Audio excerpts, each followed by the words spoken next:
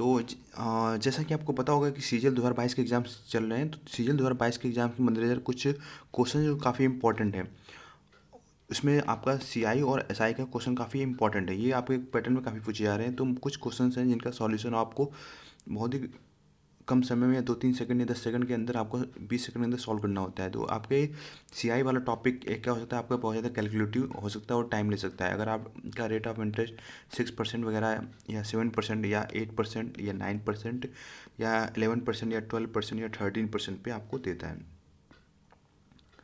देखो ना, तो अगर कहीं पर आपको 106% आता है, समझ रहे हो, कहीं अगर आपको क्या आ रहा है 106% पे आ रहा है, तो इसको आपको जो इसका रेट ऑफ इंटरेस्ट लेना है कैसे सॉल्व करेंगे, देखिएगा। इसका हम लोग क्यूब याद कर लेंगे, 119 10 16। आपको पूरा याद करने की जरूरत नहीं है, केवल आप इतना याद रखिए 119, ठीक है। 107 का ये रखिए 122, 108 का 125, ये 3 डिजिट याद रखिए। 109 का क्यूब में 129 आता है, ऐसे 111 क्यूब में 136, 140, 144, ठीक है। और 114 क्यूब होगा वो 148 होगा आपका। 115 का जो क्यूब होगा वो आपका 152 होगा।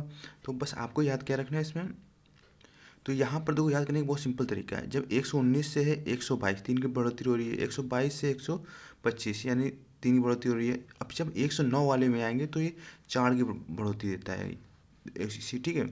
बस 111 वाले में ये 7 की बढ़ोतरी देता है, बाकी सब में ये 4 की बढ़ोतरी देगा, ठीक है।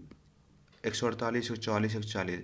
तो आपको ये चीज़ याद रखनी है। अब क्यों याद रखने में बोल रहा हूँ, जो आपकी ये जैसे किसी का आपका चक्रवृद्धि ब्याज निकालना है, तो आपको 1.19 लेना है। बस ये आपको 0.9 याद रखना है। 0.9 का उस प्रिंसिपल में मल्टीप्लाई करा दोगे, आपका चक्रवृद्धि ब्याज सीआई मिल जाएगा। इस चीज़ समझ में आ रही है।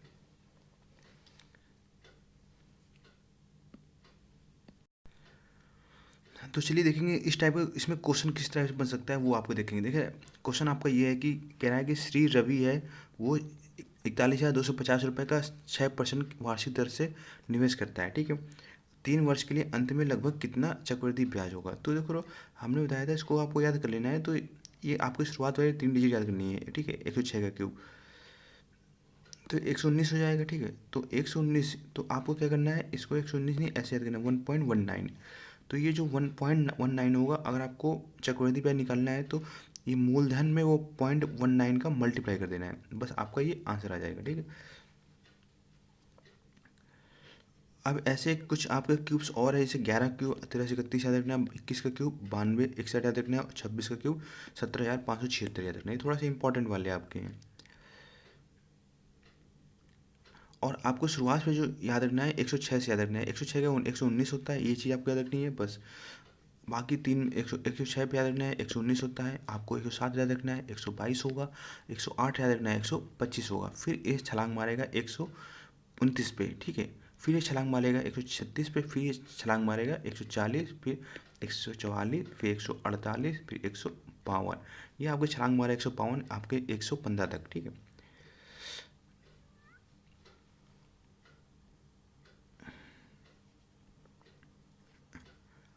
और कुछ नंबर्स हैं, ठीक है, जैसे कि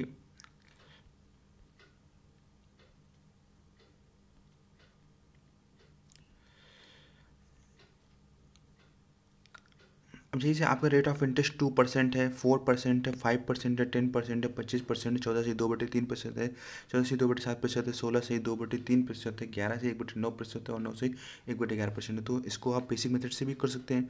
जैसे 16 से 2/3% है, इसको क्या लिखते हैं अपन लोग, 1/6, ठीक है।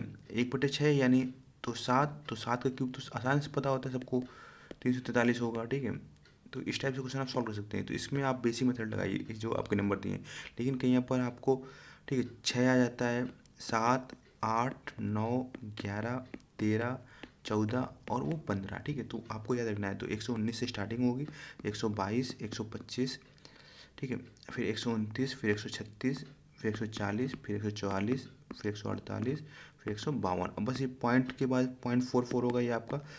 अगर पी निकालोगे तो मल्टीप्लाई करोगे तो सी आई मिलेगा, ठीक है। अगर 1.44 का मल्टीप्लाई करोगे तो आपका ये अमाउंट मिलेगा। ये चीज़ याद रखिए।